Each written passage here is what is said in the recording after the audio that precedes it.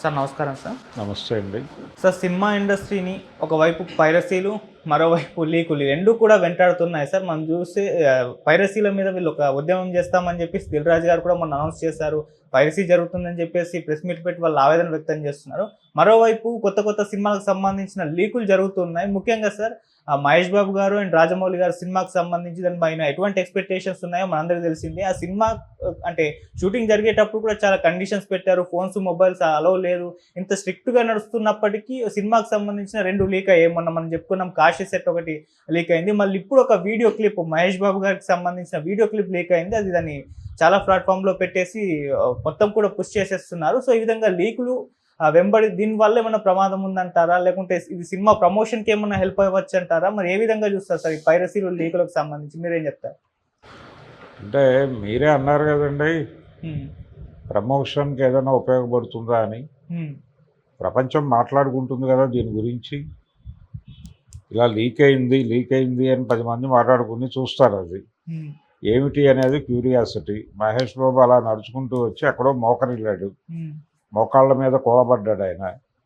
ఈ మోకాళ్ళ మీద కూలబడటం ఎవరి ముందు ఏమిటి అనేది క్లారిటీ లేదు. కానీ ఎవరో ఒక ట్రక్కు లాంటి చైర్లో ఎవరో కూర్చుని ఉన్నారు అక్కడ మోకరిల్లాడు. అక్కడ లొకేషన్ ఏమిటి అనేది కూడా అర్థం కాలేదు.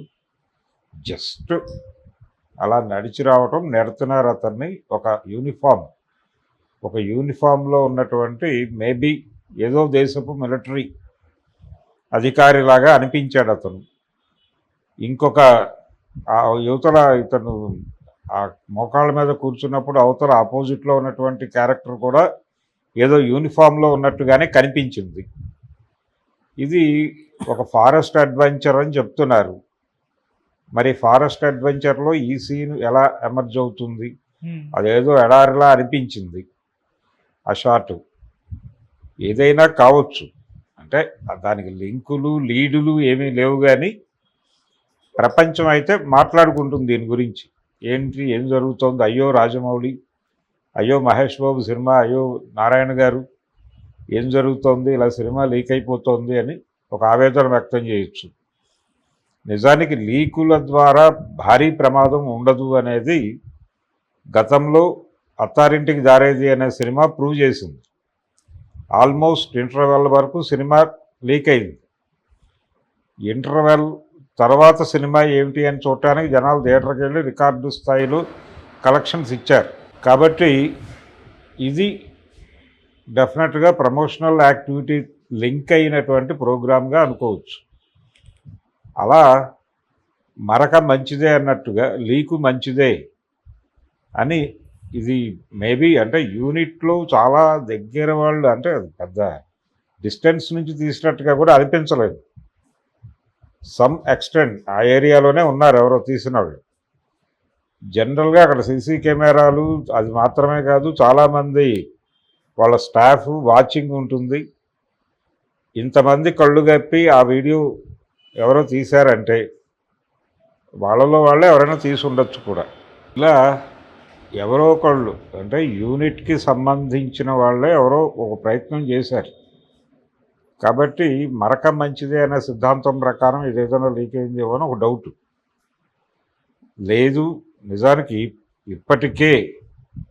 ఇప్పటికే ఆ సీన్ జరిగిపోయి చాలా కాలమైనా అయి ఉండాలి. వాళ్ళు రెగ్యులర్ షూట్లో ఉన్నారు. ముహూర్తం అయిపోయింది, రెగ్యులర్ షూట్ నడుస్తోంది. అనుకున్నంత ఎక్కువ టైం తీసుకోకపోవచ్చు అంటున్నారు ఈ సినిమాకి సంబంధించి. కొంచెం ఎర్లీగానే సినిమా రిలీజ్ ఉండే ఛాన్స్ కూడా ఉంది. షూటింగ్ కంప్లీట్ అయ్యేలోపు ఇది కూడా కొంత ప్రచారం జరుగుతూ ఉంటుంది. లైవ్లో ఉంటుంది సినిమా. ప్రపంచం నోళ్ల మీద ఉంటుంది సినిమా. ప్రపంచం నాలికల మీద సినిమా పేరు వచ్చే వరకు ఉండటం అనేది అవసరమే. కాబట్టి ఆ మేరకు ఈ లీకు వీరులు పుష్ చేస్తున్నారు సినిమాని అని అనుకుందాం. వాళ్ళు దొరికే వరకు ఫోన్లే సెట్లోకి అలౌ చేయరు, ఆ ఏరియాలోకి ఫోన్లు రావు.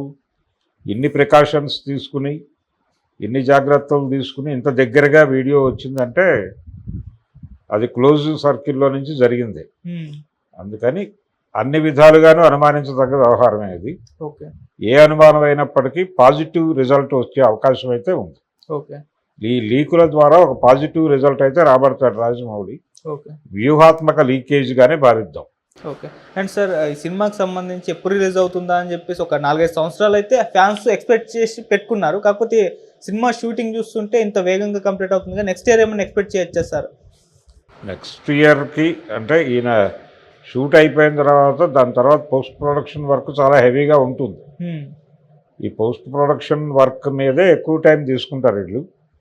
ఇది మేబీ రేపు ఈ ఇయర్ ఎండింగ్కి కంప్లీట్ అవ్వగలిగితే ఒక 7-8 నెలలు తీసుకుని నెక్స్ట్ ఇయర్ కాకపోయినా తర్వాత సంక్రాంతికి అయినా సినిమా వేసేస్తారు. అంటే RRR టైంలో కోవిడ్ రావటం వలన ఎక్కువ టైం అయింది, కానీ లేకపోతే 1.5 yearలో కంప్లీట్ అయిపోయేది ఆ సినిమా అని రామ్ చరణ్ అన్నాడు. కాబట్టి అదే ప్రకారం ఇప్పుడు ఆ పరిస్థితి లేదు కాబట్టి ఇది 1.5 yearలో కంప్లీట్ అయిపోవచ్చు. Okay sir. అయిపోయి ప్రమోషన్స్కి ఇతర యాక్టివిటీస్ అలాగే ఇతర భాషల్లోకి ప్రమోట్ చేస్తారు. దీని మార్కెట్ విస్తృతి రీత్యా కొంచెం టైం తీసుకుని రేపు జనవరి కాకపోయినా వచ్చే జనవరికి పెట్టుకోవచ్చు. అంటే 26 లేదు 27 జనవరికి సినిమా పెట్టేసుకునే అవకాశం అయితే కనిపిస్తుంది. అండ్ సీక్వెల్స్ కూడా ఉన్నాయని అంటున్నారు సార్, 3-4 అని కూడా అన్నారు. సీక్వెల్స్ ఉన్నప్పటికీ ముందు ఏది రిలీజ్ చేయాలన్నా కనీసం 4 ఏళ్ళు అనుకున్నది 2 ఏళ్లలో వస్తే ఆనందమే కదా వాళ్ళకి, అవును అభిమానులకి. 4 years పట్టడం అనేది కోవిడ్ వలన జరిగింది. సినిమాకి 1.5 year అన్నాడు ఆయన. ఓకే. 1.5 year అంటే ప్రమోషన్స్ ఇతర యాక్టివిటీస్కి ఇంకొక 6 నెలలు తీసుకుంటే 2 ఏళ్ళు.